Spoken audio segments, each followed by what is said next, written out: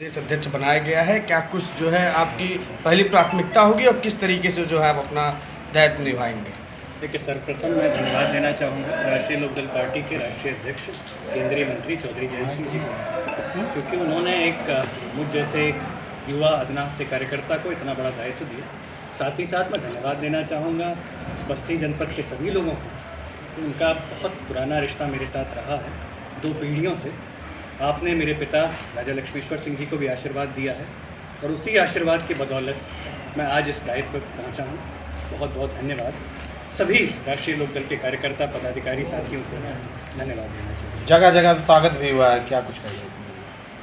मैं धन्यवाद देना चाहूँगा सबको, जगह जगह पर सभी लोगों ने स्वागत किया, लेकिन पूरा जो पिछला जो प्रश्न पूछा था पहले मैं उसका जवाब देना चाहूँगा। मैं राष्ट्रीय लोकदल का सिपाही हूँ और चौधरी चरण सिंह जी की जो विराट विरासत है, जिसके उत्तराधिकारी चौधरी जयंत सिंह जी हैं, मैं बताना चाहूँगा आपको कि राष्ट्रीय लोकदल पार्टी किसानों के लिए तत्पर समर्पित है।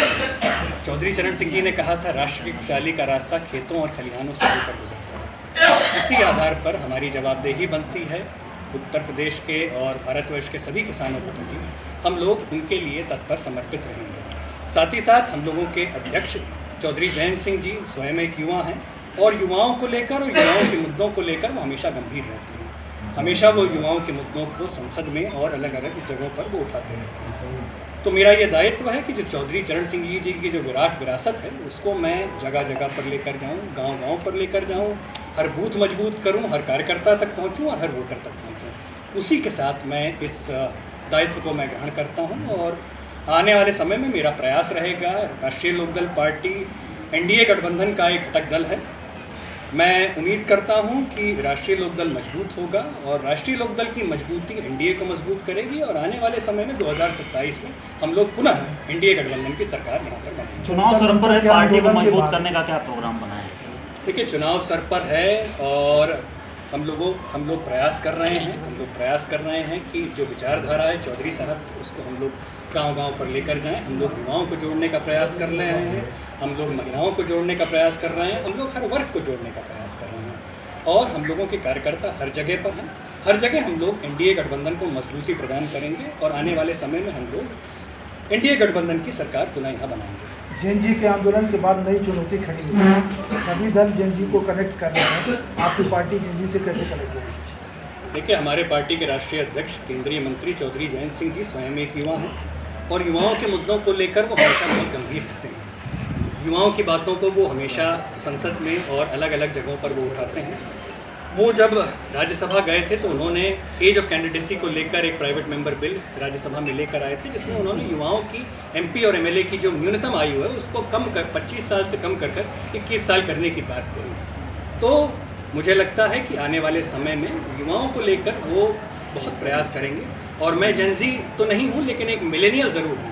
तो मुझे लगता है मेरे जैसे युवा कार्यकर्ता में जब उन्होंने इतना विश्वास दिखाया तो मुझे लगता है आने वाले समय में युवाओं के जो भी समस्याएं होंगी उसको हम लोग सुनेंगे, उसका समाधान निकालेंगे। युवा और स्टूडेंट के बारे में क्या कहना चाहेंगे? देखिए, युवा और स्टूडेंट इस देश की एक नींव है, क्योंकि कहते हैं कि जिस ओर जवानी चलती है उस ओर जमाना चलता है। हमारे जो राष्ट्रीय अध्यक्ष स्वयं युवा हैं, युवाओं को लेकर वो गंभीर रहते हैं। जो भी युवाओं के मुद्दे हैं हम लोग उसे सुनेंगे और पहला जो कदम होता है, इतने युवा कार्यकर्ता को उन्होंने इतना अगर महत्वपूर्ण दायित्व दिया है तो मेरा मानना है युवाओं को कहीं ना कहीं जोड़ने की उनका ये एक प्रयास है और मुझे लगता है कि सभी युवा उत्तर प्रदेश का उनके साथ में जुड़ेगा। अखिलेश यादव कह रहे हैं कि जिनको 54 रुपया बना दिया वो भी चलेगा। देखिए, राष्ट्रीय लोकदल पार्टी जो है वो हमेशा एक शालीनता से बात करती है और मुझे मालूम पड़ा है कि जो समाजवादी पार्टी के अध्यक्ष हैं पूर्व मुख्यमंत्री माननीय अखिलेश यादव जी, उन्होंने एक अनर्गल टिप्पणी करी है।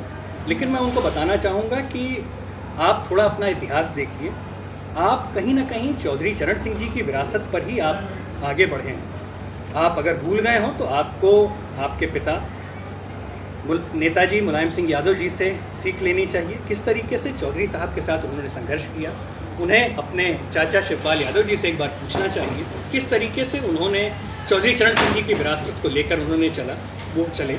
तो मेरा मानना है कि चाहे राजनीति में उतार चढ़ाव लगे रहते हैं, परिस्थितियां बदलती रहती हैं, मतभेद हो सकते हैं लेकिन कभी भी मनभेद नहीं होने चाहिए। तो मुझे लगता है कि उन्हें अपनी भाषा शैली पर संयम रखना चाहिए, उचित शब्दों का प्रयोग करना चाहिए, और उन्होंने जो ऐसी जो बात कही है, मुझे लगता है कि उत्तर प्रदेश का जितना भी किसान है वो कहीं ना कहीं पुनः राष्ट्रीय लोकदल और एनडीए गठबंधन के साथ खड़ा हो जाएगा और उनका उचित जवाब जो है आने वाले 2027 चुनाव में दिया जाएगा। 27 चुनाव को लेकर के क्या तैयारी है? 27 चुनाव को लेकर, क्योंकि 27 चुनाव आने वाले हैं, 27 चुनाव में ज़्यादा समय नहीं बचा है, हम लोगों ने एक संगठनात्मक अभियान शुरू किया है जिसको हम लोग टीम आरएलडी कहते हैं। इस अभियान के माध्यम से हम लोग जगह जगह पर जाएंगे, हम लोग हर गांव मजबूत करेंगे, हर बूथ मजबूत करेंगे, हर कार्यकर्ता तक पहुंचेंगे और हर एक वोटर तक पहुंचेंगे। तो उसके साथ साथ हम लोग आगे बढ़ेंगे। साथ ही साथ हम लोगों के जो मुद्दे हैं जो हमेशा खेती किसानी से जुड़े हुए होते हैं उनको हम लोग आगे लेकर चलेंगे। युवाओं की हम लोग बात करेंगे, महिलाओं की हम लोग बात करेंगे, हर जितनी भी बिरादरियां हैं सब उनकी बात करेंगे। और आने वाले समय मुझे लगता है कि उत्तर प्रदेश का जो सभी जनमानस है वो हम लोगों के साथ में खड़ा होगा और एनडीए की सरकार पुनः यहाँ पर ठीक है, थैंक यू।